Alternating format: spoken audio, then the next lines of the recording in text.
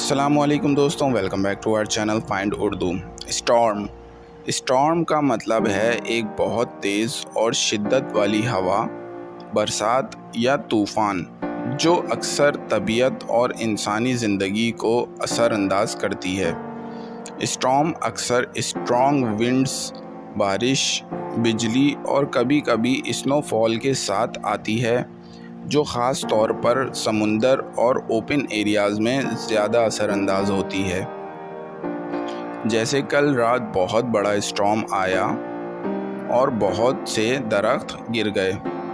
The storm last night caused a lot of damage to houses and trees.